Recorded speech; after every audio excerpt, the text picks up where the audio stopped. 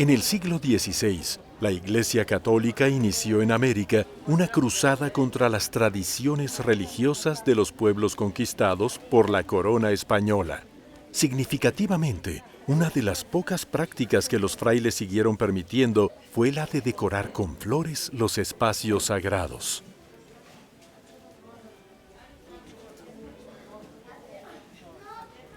El uso ceremonial de las flores sigue siendo una característica presente en las prácticas religiosas de muchas comunidades del centro de México, y secretamente es también una de las contadas formas en las que ha pervivido en nuestra cultura un saber muy apreciado por las sociedades anteriores a la conquista: el conocimiento del color.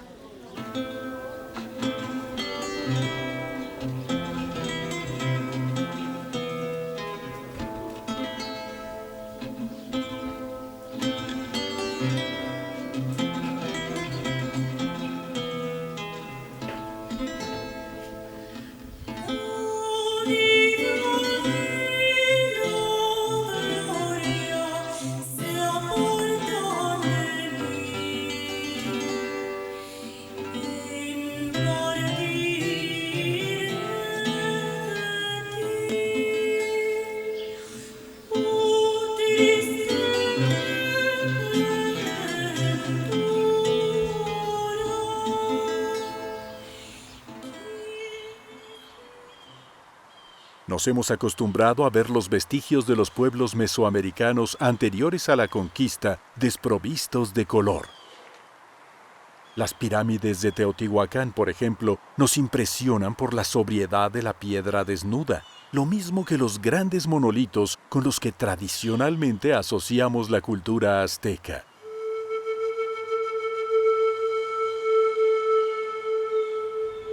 Sin embargo, una de las sorpresas que llamó la atención de los arqueólogos en 1978, cuando empezaron a excavar el lugar en donde estuvo el Templo Mayor de Tenochtitlán, fue que todos los edificios habían estado pintados.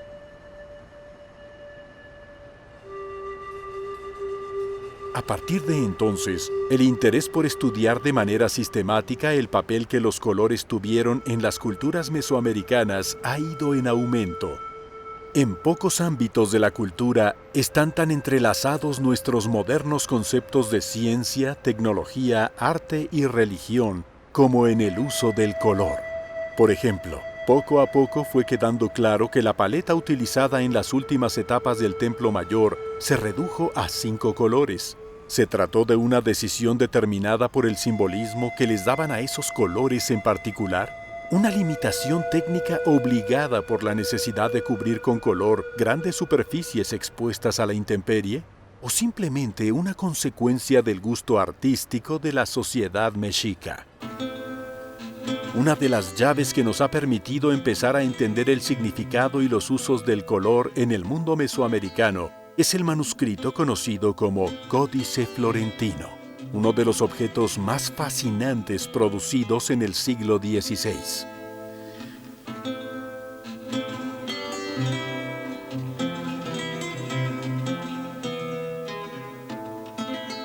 El Códice Florentino es el fruto del trabajo de un grupo de sabios nahuas dirigidos por el fraile franciscano Bernardino de Sahagún, quienes durante más de 2 décadas se dedicaron a compilar los saberes de los pueblos del centro de México. El manuscrito final fue terminado a finales de la década de 1570 por un equipo de más de 20 personas en este lugar, el pueblo de Santiago Tlatelolco, donde estuvo el Colegio de la Santa Cruz, un centro educativo creado por los franciscanos para enseñar latín, español y las 7 artes liberales de la tradición europea a los hijos de la nobleza indígena. El códice está dividido en 12 libros dedicados a temas de la cultura de los pueblos del centro de México que Bernardino de Sahagún consideró, en sus palabras, dignos de ser sabidos. Desde los dioses que adoraban hasta el recuerdo que tenían de la conquista de la ciudad.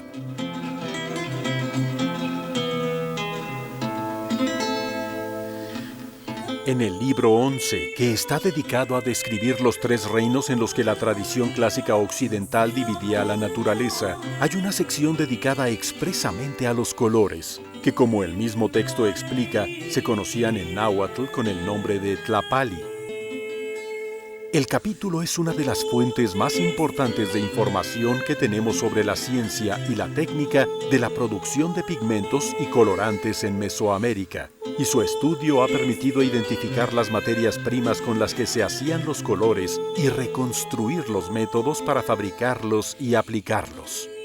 Pero lo que hace especialmente valioso al códice para investigar el significado que tenían los colores en la sociedad mexica es que está redactado en las 4 formas de escritura que convivieron en el siglo XVI en el centro de México. La lengua náhuatl plasmada con caracteres latinos, el latín, el español y la manera de escribir de los antiguos mexicanos, la imagen pictográfica.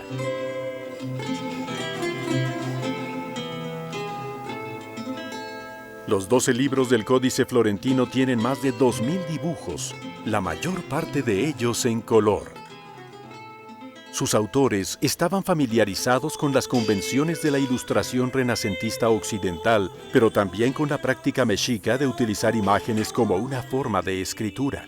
Como muchos códices del siglo XVI, el Códice Florentino está hecho sobre papel europeo, pero los colores con los que se hicieron sus imágenes se elaboraron en su gran mayoría con las técnicas tradicionales locales. Las imágenes del códice constituyen una forma de representación nueva que complementa y enriquece la parte de la obra escrita con el alfabeto latino, pero al mismo tiempo son herederas de una forma de comunicación que determinó uno de los aspectos más importantes del color en Mesoamérica: su relación con el conocimiento.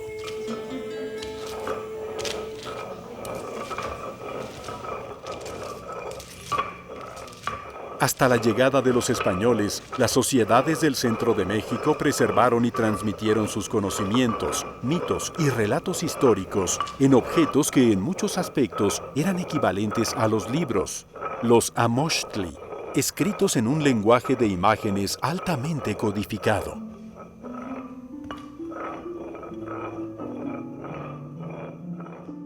Los encargados de elaborar los amochtli se llamaban tlacuilos, y aunque los españoles se refirieron a ellos como pintores, sus conocimientos eran mucho más amplios, porque eran los miembros de la sociedad mexica encargados de representar ideas complejas y también de interpretarlas. Era un oficio que se transmitía de generación en generación y en muchos casos se practicaba en equipo, como ocurrió en la elaboración del Códice Florentino, en donde se ha identificado la mano de más de 20 tlacuilos, cada uno con un estilo propio. Como soporte para las imágenes se utilizaban pieles de animales o papel. A diferencia del papel europeo o chino, que se elaboraba con fibras de algodón, el papel en Mesoamérica se fabricó de la corteza de los árboles o de la fibra de algunas especies de agave.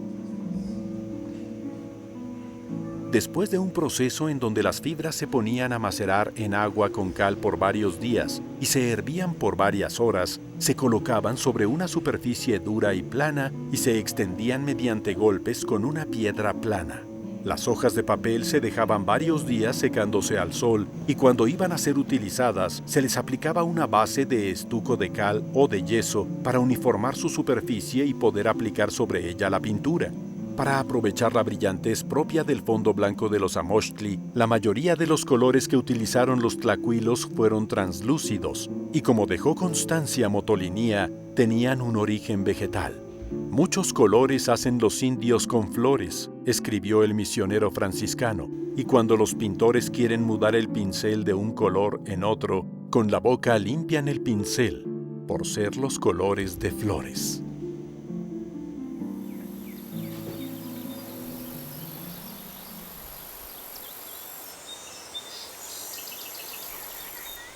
En el centro de México los colores se ordenaban tradicionalmente en 5 gamas diferentes: los rojos, los amarillos, los azules y verdes, que se consideraba que formaban una misma tonalidad, el blanco y el negro. Los amarillos se extraían de flores como el cempasúchil o de plantas como el zacatlaxcali, una enredadera parásita que crece sobre los árboles.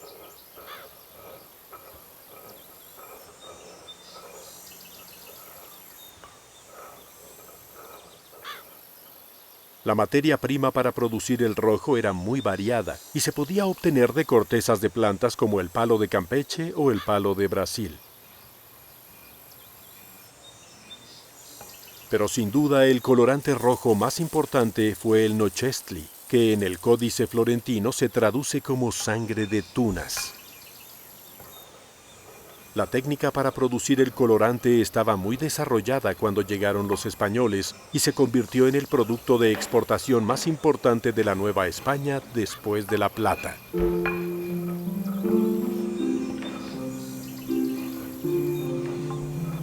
En Europa y Asia se dio a conocer como grana o carmín de las Indias y se utilizó lo mismo para teñir telas lujosas que para reproducirlas en los cuadros.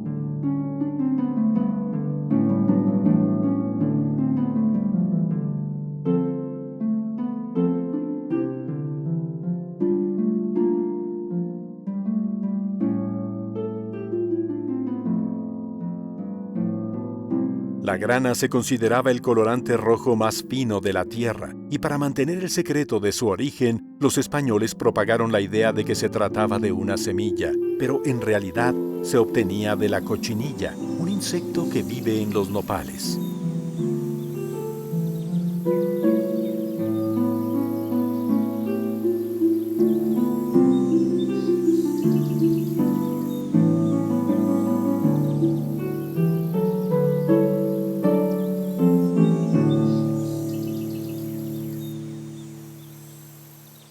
Desde la óptica mesoamericana, los azules y verdes pertenecían a una misma gama de colores. Se obtenían de minerales como la zurita y la malaquita, flores silvestres como el matlalxóxitl y arbustos como el añil, conocido también como índigo. Los artistas prehispánicos lograron estabilizar el añil dentro de una estructura cristalina de arcilla, obteniendo un colorante que se conoce como azul maya, que se convirtió en uno de los más importantes de su paleta cromática. El blanco se obtuvo principalmente de minerales de calcio como el yeso y la cal. Y el negro se podía producir quemando ocote para obtener su hollín y mezclándolo con sulfato de hierro o a partir de las agallas de una planta que se conoce como cascalote. Las agallas son protuberancias que produce la planta como consecuencia de la presencia de insectos o microorganismos, y la tinta se obtenía moliéndolas y poniéndolas a hervir.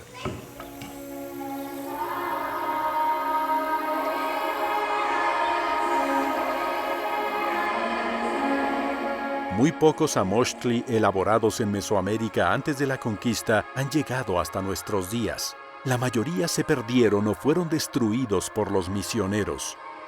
Los dibujos de los amoxtli se delineaban primero con tinta negra. Una vez que se dibujaban, se coloreaban. Un amoxtli sin colores era simplemente inconcebible para los mexicas. De hecho, la frase metafórica que usaban para referirse a ellos era Intlili Intlapali, que se traduce literalmente como pintura negra y pintura de colores. Significativamente, Intlili Intlapali era también una de las formas de llamar a la sabiduría. La escritura pictográfica se siguió utilizando en algunos ámbitos de la vida novohispana y la mano experta de los tlacuilos puede descubrirse en mapas y documentos catastrales del siglo XVI y XVII. Pero para el siglo XVIII los ejemplos son mucho más escasos, lo que hace pensar que el ocaso de la sociedad colonial coincidió con la desaparición de la antigua práctica mexica de comunicarse con imágenes. Asociar el color con el conocimiento es una característica del pensamiento mexica que se perdió cuando desapareció el oficio de hacer amoxtli.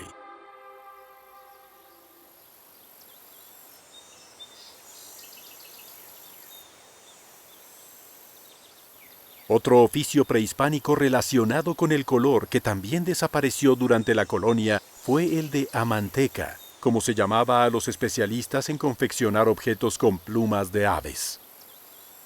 Cuando se elaboró el Códice Florentino, los amantecas eran tan populares que en lugar de incluir una descripción en español de su trabajo, se sugería a los lectores que fueran directamente a sus casas a verlos trabajar. pues que los hay en todas las partes de esta Nueva España.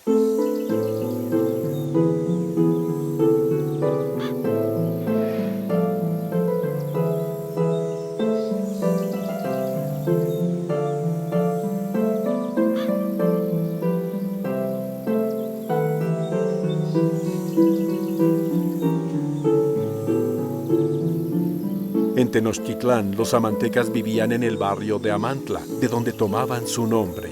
Tenían una divinidad propia y, como se narra en el Códice Florentino, se habían dedicado por generaciones a trabajar la pluma, primero utilizando las que podían obtener en el Valle de México y después asociándose con otro importante grupo mexica, el de los Pochtecas, que se dedicaban al comercio con plumas de aves propias de las regiones tropicales de Mesoamérica.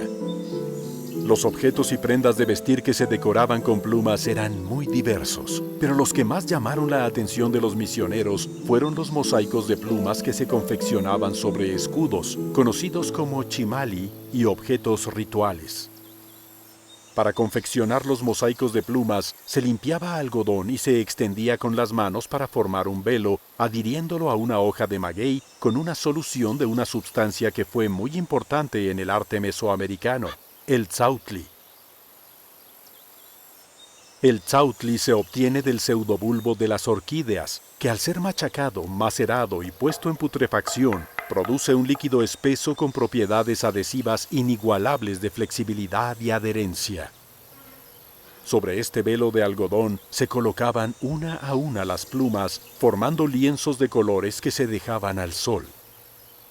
Una vez secos, los lienzos se cortaban en tiras que se colocaban una sobre otra, traslapadas a manera de tejas, para formar los mosaicos.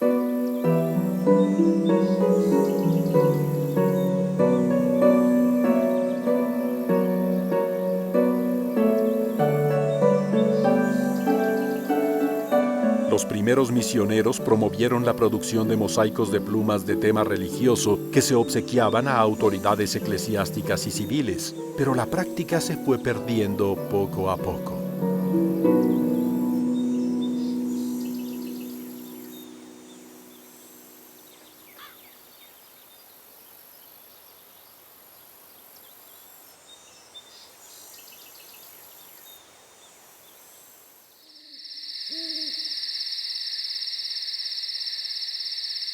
En el siglo XVI, cuando las autoridades eclesiásticas de la Nueva España ordenaron eliminar todas las imágenes que consideraban paganas, también acabaron, quizás sin proponérselo, con una de las tradiciones más antiguas de Mesoamérica: la decoración de los edificios religiosos con pinturas murales.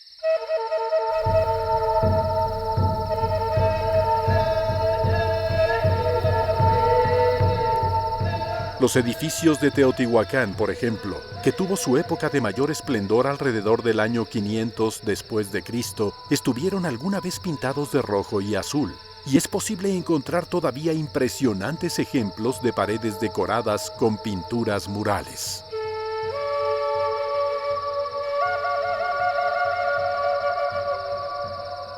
A diferencia de los colores utilizados en los amochtli, los pigmentos utilizados en las pinturas murales prehispánicas fueron en su mayoría de origen mineral.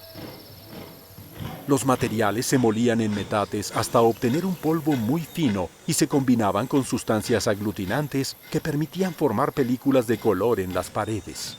Una de las materias primas más utilizadas en Teotihuacán fue la hematita, un óxido ferroso que se encuentra fácilmente en la naturaleza.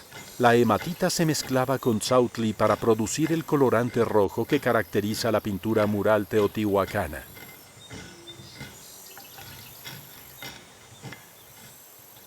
Las paredes se preparaban aplicando un aplanado repellado para homogeneizar la superficie y varios enlucidos con cal. En lugares como Teotihuacán, durante el proceso de hidratación de la cal viva, se aplicaban gomas vegetales, como baba de nopal, para que la pared se mantuviera fresca durante el proceso de pintura, y la carbonatación de la cal fijara los colores.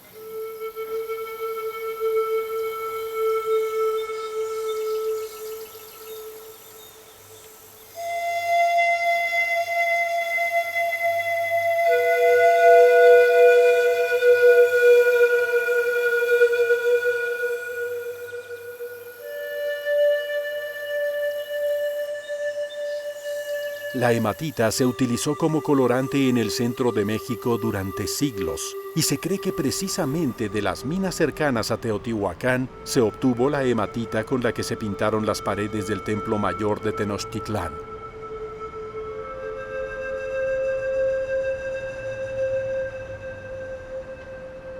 No fue, sin embargo, el único colorante que los mexicas trajeron de regiones distantes. El amarillo, que se obtenía de otro óxido de hierro, la goethita, venía de las costas del Pacífico. Y el azul, que no se obtenía de un mineral sino del añil, provenía de las regiones tropicales del sureste mesoamericano.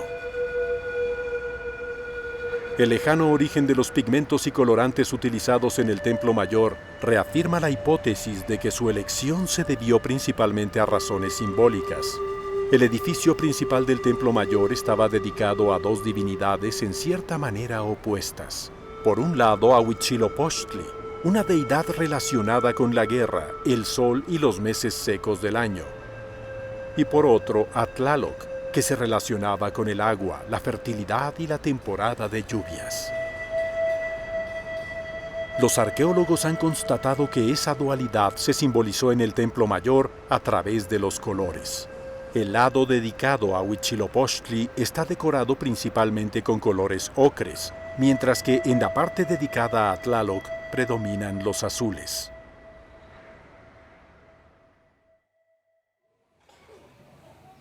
Además del uso público que se le daba al color para transmitir conocimiento y expresar simbólicamente la religiosidad, los mexicas utilizaron colorantes y pigmentos en su vida cotidiana para decorar sus cuerpos y muy especialmente para la confección de prendas de vestir. La fibra más utilizada en el centro de México fue el algodón, del que se aprovechaban muchas variedades antes de la llegada de los españoles. El proceso de teñido comenzaba con el lavado de las fibras con jabones naturales, como la raíz de amole, que permiten diluir las grasas en agua. A continuación, las fibras se sometían a un proceso de mordentado que podía durar varios días, con alumbre o ácidos tánicos que se obtenían de las agallas de algunos árboles. Estas sustancias, conocidas como mordentes, tienen la función de modificar las fibras naturales para que se incorporen los tintes de manera permanente. Por su parte, los tintes se preparaban fermentando las sustancias colorantes e hirviéndolas durante varios días. Las fibras limpias y mordentadas se introducían en las tinturas para dar comienzo al proceso de tinción, donde era posible cambiar la tonalidad final de las prendas agregándole a los colorantes sustancias alcalinas o ácidas. Por ejemplo, la grana cochinilla se vuelve violeta con una sustancia alcalina como el tequesquite y adquiere un color naranja con una sustancia ácida obtenida de las agallas del cascalote.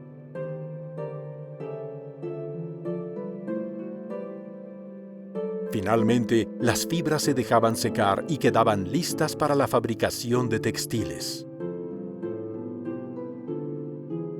Aunque las ilustraciones de los Amóchtli y de los manuscritos del siglo XVI, como el Códice Florentino, ponen en evidencia la riqueza y variedad de la producción textil anterior a la conquista, han llegado hasta nosotros muy pocos ejemplos originales. Sin embargo, en los saberes relacionados con la producción de textiles tradicionales de muchos pueblos del centro de México, es donde pervive de forma más vigorosa la ciencia y el arte del color de los antiguos pueblos mesoamericanos.